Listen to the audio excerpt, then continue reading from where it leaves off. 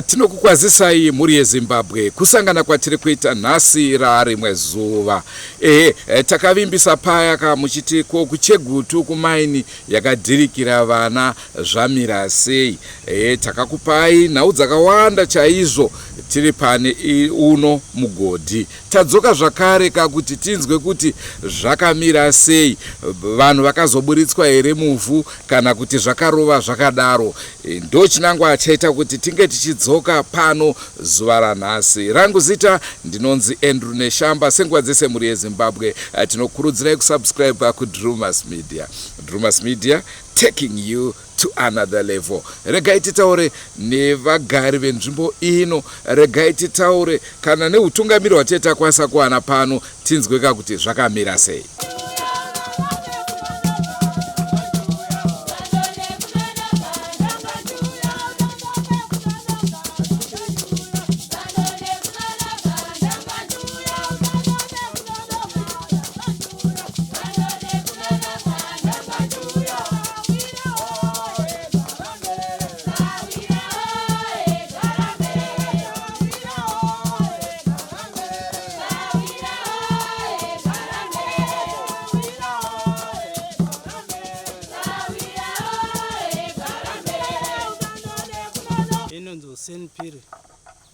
I'm the underground manager Vanhu, Drewmas.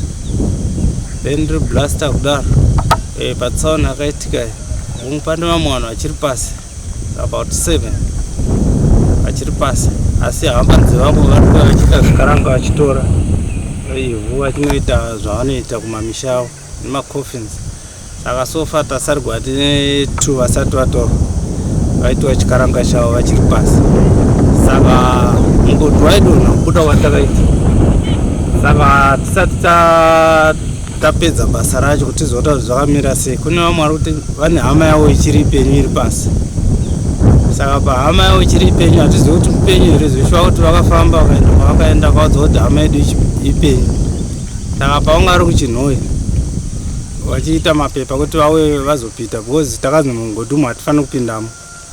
Saka hamene vari kuMinistry of Mines kuchinhoyi kuti vataure navo, vari kuti hanzi hama yavo ipenyu. Saka takangomirirawo ipapa kuti tizive kuti zvakamira sei feedback yacho. Saka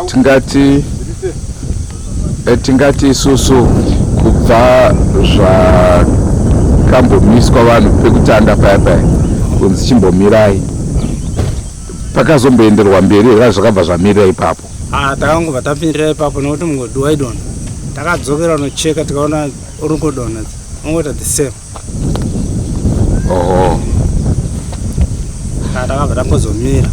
Ko utungamiri hwakazomboyawo huchioneka huchiziisa vanhu kuti apa zvaramba? Hungu vakauya. Vakauya vakaita musangano nehama dzine vanhu vari pasi, tikadzidzisana navo tikaona zoshuwa kuti zvinhu zvaramba, tikawirirana izvozvo kuti zvinhu zvaramba. Saka vakangoenda vachingoti hatichafaniri kupindamo, ngatimbomira. Nanhasi takangomira, hapana kana vana vakapindamo. To start with this, tanangu ndonzi Raymond Musonza. Ndine mamaidzwo ari kunoku nemablocks andinochera. Ndiri muvakidzani nebloku rineri rakabirwa netsaona. Nekudaro ndauya kuzoona kuti sawira wangu dambudziko ramuvira angabatsirikane sei. Handiti, asi chekutanga ndechekuti ndakagona kuona program itself as it was setted. Zvaifamba zvakanaka. Police did a good job, Nyaradzo did a good job, David Morgens did a good job, Zanu PF itself, the provincial mine did a good job, our MP did a good job, everything did a good job. But pandakanoshamisika inini kwaiva kuuya kwevanhu vari individually. Handitika ndokuzotarisa inini right to give a comment. Handitika kuti polisi yauya yakazvimiririra, David Morgens yauya yakazvimiririra, Nyaradzo yauya yakazvimiririra, vari kuda kubamara vakungobirwawo hapo kuenda noviga vanhu. Handitika ndakatarisa kuti Ministry of Mines pakanga pakapaka motikari yefire brigade apa Ministry of Mines iyo ine here nyatsonzwa department vatinyatsowirana vabereki kana papicture izvezvi ndisori pachiki handitika kuti police managed to stand the ground. Police managed to stand the ground. They perform and did it. Nyarazo perform. David Morgans perform. Fire Brigade perform and did it. Where is Ministry of Finance rescue team? Ministry in a rescue team here. Izvezve utikanzwa chakadaso toti makreni nemakatapira gatiendo. Ndakazvishawa pana pene. But only kuti vairemedza murume uyu. Haana kurara day and night murume uyu. Anditi. Munyazonzwizi. Adzika pasi, abuda, adzika pasi. Ende atonzwa tsitsi zvangu ndakamira apa ndikatombotengawo madrink to contribute ndichisa madrink up. Kutotengera nepolice kuti imwe madrinks yakaka muite kuti vana vari mumambure. Gentlemen, let's understand one thing. Raramo yedu vana ndiko kwatikuraramira kuno kuchikoro kwose. Anditi. Toshengerera kupinda pasi asi kana zvadai hwarabuka handitika. Takuda kuedza kuti tichiona kuti tinokuradzika here pari nani spiritual. Right, ndakuya manje. Unoona mukatama nemitumbi yevanhu vari pasi apa handitika. Cultural zvinoreve.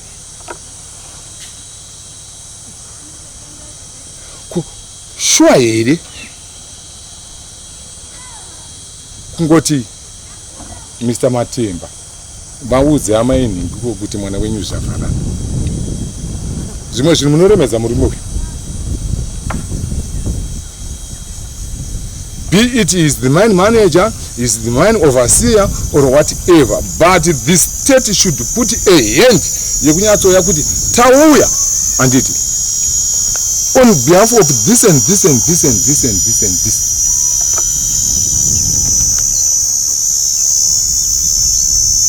Check. He was responsible of going down, coming out. Maybe with the bodies of people in his sex. Some masaga. But hakuna here a Zimbabwean trained team. It is especially stand on this issue because mining is a big industry. It's got a minister. That minister should have his own training system. And it could go and makaha kwadrika mugodi. Minister anzati kuri kwenda vakati kanzi pena longa kwadrika mugodi. Azati kuendesana. Iyani ndisani inga fire brigade ndisa motikari dzemoto. Iyani ndisa ani. Inga polisi ndisa polisi. Iyani ndisa ani. Sakana vana kurongeka. This is a scandal game.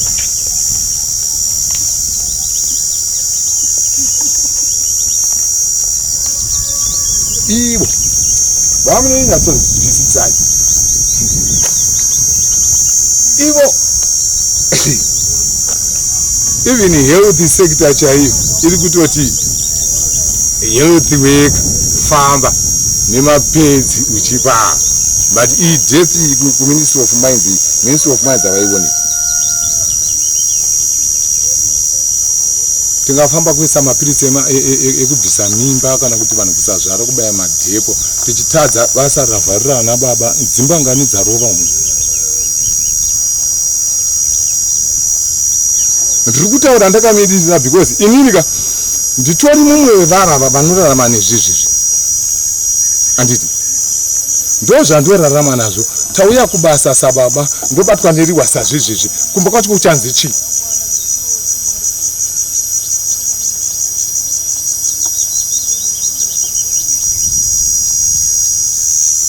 And how do we come to know the number of people which were closed over there? Some of the people, they had gained the illegal entity. Kukana kune vanhu vakapinda ku 6 kone mukoto. Vamwe 6 vakapinda kone mukoto. Mimi nasi mabuda mstari 31 uro 32. Vamwe muchiziva kuti gadi akaitera akapinzana.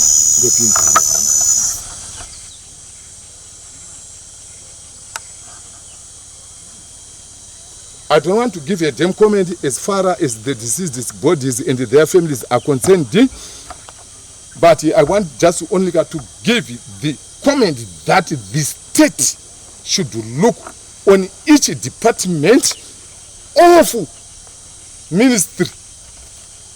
We have got no rescue as Kurokoza. Tinemoti yakatimirira.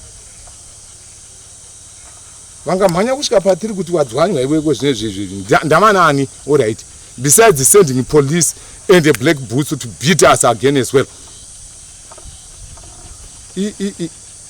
Right, if I want to give a damn comment, it's only that it's agriculture industry and the mining industry which is keeping people, okay, right now in Zimbabwe. Not industrialization like this. These people badara vanatukumanya kuchikorokoza kundoti madomasi mumundamani mangu, but kwacho kuti kubadza manje muri kuti isusu manje toenda kupi manje, tochiudzoka totarisa toona kuti muri kutimiririra here. And I don't want to talk too much, but one of the days I will release this information, because you go into all area in Zimbabwe, people are saying kurukucherwa lithium kude ukanobvunza iwewe kuti ana certificate rekuchera lithium ndiani, ausikuona munhu mutema mama China and whatever. So these people it is we are dumbing ourselves down and give me this certificate and to operate the area that is within and me. I benefit the family. But mimi kana muchingoti avango uya kune zen investor kama niwenda pusha uyo apa kuno uya enda pusha uyo. Gentlemen, you start the journey that will reach into your house. It all begins with the gate. And because just today, state itself, tichitangira mambo svikiro handiti chivanhu kaizvi chivanhu kana vakasesekedzwa vachibatsiridzwa nevakuru vehurumende muchenure area, but people they went, they disappeared, they disappear, leaving this a ruined area and almost scared. Ndiana chapafamba pausiku apo zvinotumbie vanhu. Now look at scared. Tikukumbira mambo ngavauye navakuru vema areas vauye vaite chivanhu chani chavo to release these spiritual outside country moving winds.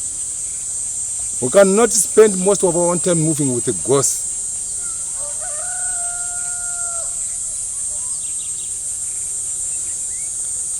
I understand. Ini ndakaenda kuchikoro ndara mai ndi nharwa anditika chinhu chakaitika apa ndechekungoti zvaka zvisingadudzike kuti titi varume mutambo waita se, but we try and look for means, okay, kuti zviende zvichipora zvazvapora ngatichidzoka nayi muwirirano murudo. Anditi tochiita say what's the way forward? That is what I want on table. Ndakamirira magwejo. That is what I want on table. Kuti muri kuti tochiita say what's the way forward? Anofana ngati pamberi ndiya. It's the Ministry of Mines. We don't look from police, we don't look from anywhere, we don't look from, it's the Ministry of Mines which should have the program of this mine. How is it going to be treated and under what conditions? If it is to close the block, close. Adaуда square mutara kuti anzipana pamakuwa ndunzwa mu area kuti anze pakazonzi panopinda vana youth. Saka makanzwa kuti youth ndiye asingadhiriki. Madhirikirwa vabereki kawo ana baba ve youth andi mwada kusa mwana wacho futi bu. This should be closed and they should be shambled out because it's a death row sentence kungozvisungirira but vanhu vachisiya makomba iwa yakavhurika vanhu veministry of mines vachiti ari kuitei iwaya makomba iwaya hatisiro regere. Very recent I've got some reports from Gadzema kwafira vana 5 form 4 and what is not fit to be worked on should be closed on behalf of the state authority permission. Kotoda kusora makavhura zvimakomba mchiti hanzi vari kungwafa vari kungwafa makona zvakwaita apa inini zvezvandirwadza izvi. Hapana chinonzi kungwafa. Garai magadzira a well programmed schedule paper for vana vanonzi makorokosa. Muvapewo mukana wekuti okay tiri kushaya industry hakuna basa. It's not anyone's fault. It's not anyone's fault. It's not politically, it's not churchically, it's not what. As people, we are, even you say, at first, as somewhere around 1980, we get our independence. The population census was telling a small number, but right now we are going up in the numbers. And it up in numbers. Where can we get it? Employment. Vanhu turikuwanda turikuzvara handiti even minda hapana. But problem yamunoita mai ndeyekuti the branches of the state each ministry okay inofanira kuzvimirira. Isusu tadete kuno kumagweja handiti kuti tipeiwo kana stand by rescue team chete handiti. Ina ndinambona rescue team yemaini kana basi. Andina kumboiona rescue team yemaini. Ndakatoshamisika kuti fire brigade vakarongeka. Ndakatoshamisika kuti police vakarongeka. Ndakatoshamisika kuti nyaradzo vakarongeka. Ndakatoshamisika kuti Doves Morgans vakarongeka. Kweiyo Ministry of Mines. Chayo chayakasava motikari yayo netende yayo apa. Vaive papi. Dai vari kukaisusu makorokosa ka tende yedu ka mati ainopinda kuti varume takutanga kuita so takashaya takaomera only kuti mukorokosa aingouya ongozi tikukupa hovhorosi nemagambusi opinda pasi kunotora hama yako waipiwa nani achibva wichi under mutupo totem was it under calculated Ministry of Mines and ziveni ndoda kutobvunzawo zvangu kuti vaivapawo mahovhorosi ndava nani nemagambusi because iyo Ministry of Mines yakanga isiri chi in style. Then toda kuti tinge tichinyatsoonesa nyaya dzekuchera pasi idzi dzina varidzi vamatunhu muri kuzvinzwa. To some extent respect chiefs nemhondo. Okay, vanhu ivava musavasiyi ndo varidzi venzvimbo handiti. Don't just come with your billion and you think you can invest into someone who is somehow possessed spiritually. You end up with this situation. Right now is very much see. Chuyaga no billion and chumche. Uchishka mdunu mambo respect, sabubu respect, michindo wa mambo respect. Together as one we stand, apart we fall. Toda kuchera apa muchiita zvinoenderana nezviga zvevanhu vepasi chigare. Zvino zvamazeta asho tikati chii chaitika.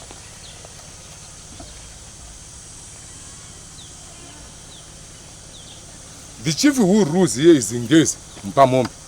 What was any problem to go and talk to Ngezi if there is any traditional ritual that needed to be done? I was so surprised. I saw that small house over there. People were saying, whoever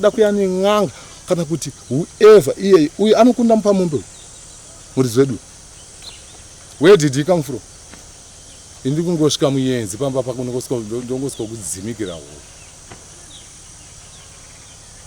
Respect time chiefs.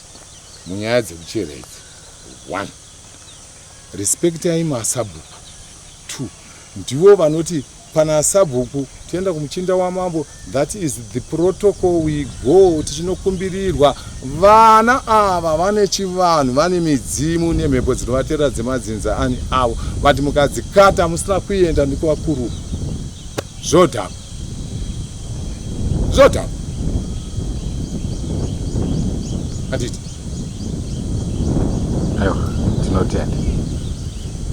Tinotenda. Kana uchizondida, inini I got no fear. Handiti? Provided ndiri kutaura chokwadi. Chokwadi ngachipete chiri chi? Justice must stand as it is. Handiti? We are not looking forward to see this shaft operating. Okay? Sure. It's a risky thing to the human life. It's a death threat. Chinhu ichocho handisi kutomboziva kuti panguva ine vari kwase pakavhurika papa kwezvezvo vari kuda kuti paitwe sei. Ezvezvo vana vakutanga kuda kupinda nei musikanzwako.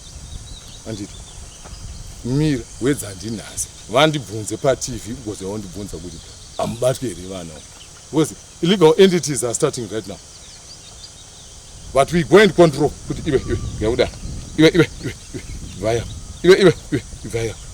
Handiti why? It's because they are too late to cross this thing, man. Hurumende ana maskavheti kana anotora marara mutown. They should come right down and pick up all this rubbish and they fill this pit and all whatever and they close it forever, rather than to mess up with death to our own children. Semaonera muri kuitaka muri yeZimbabwe apa ndopaya panga pakazara vanhu. Toenda zvakare divi iri apa ndikati pamuti une vakomana avo vakamiravo. Pasi pawo ndipo paya panga pakazara madzimai vauya ka vanga vachimirira vana vavo, varume vavo vakavharwa mugodhi, ndipo pavaivarapa. Nhasi uno hapachina vanhu vakaenda kunzvimbo dzavo dzakasiyana siyana mugodhi. Saka mhinduro tokwanisa kukuudzai zuva ranhasi ndeyekuti mugodhi wakavharwa, asi hauna kuvharwa officially. Izvo zvaakunzi zvinogona kupawo zvakare njodzi kunyanya kune vechidiki vari mubasa irori remining, vanorarama kane zvicherwa zviri pasi, kuti kana zvanzi wavharwa ngapavharwe, uyezve panoda kucheneswa. Ndingati ndiyo nhau yatawana muzuva ranhasi muchinzwa mukutaura kwanga kuchiita vatauri vakasiyana siyana. Muri Zimbabwe ndofunga manzwa kazvataurika vanhu zvakavharana. Dai ndauya naMutarandevele maybe ndopaiti ziyapela izi ndava zvakavharana. Hapana vanhu vakasara vari pasi ivavo vachiri kungoripo, hapachina hope. Asi chichemo chevanhu ndechekuti hapana akazouya kuzonyatsotaura officially kakuti ndo mamiriro aita chimiro chiripo. Manzwa vataura zvakare Ministry of Mines, aiwa tizotaura nemi tinzwise kakuti mibvunzo iri kubvunzwa iyo munopindurawo muchiti chii. Ndatoona kuti kana inini handina mhinduro iyi nhau yandakasirambogara ndakafunga kuti ko rescue team yemining imboripo here, kana iripo iri ndepapi payakambomhanya ikakwanisa kuti inge ichiburitsa vanhu. Hongu takakuonai pachiitiko manga muripo vanhu veMinistry of Mines, hatishore ipapo, asi mubvunzo unoti semanzwira amaita imemi ndezvipi zvamuinazvo zvokuti kana vanhu vasvika panguva yakaoma munokwanisa kumiramira muchibatsira. Rangu zita ndinonzi Andrew Neshamba. Ngatisanganei mune zvimwe zvirongwa, ticharamba chikupai zvese zvinenge zvichiitika. Toda kunzwawo zvakare kuna Chief Ngezi, tichavatsvaga tivabvunze nhau iyo yekuti zvambori papi, manzwa nhau yekuti nzvimbo inoda kucheneswa. Goodbye my friends, goodbye my friends,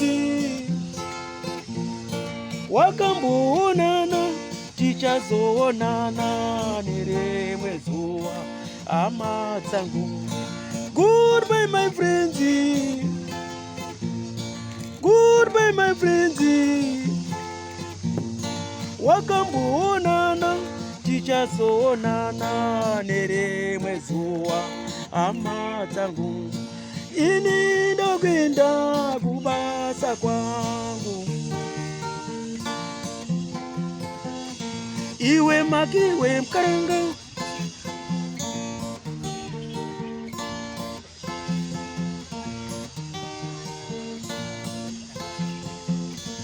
iwe makiwe mkaranga, iwe makiwe mkaranga.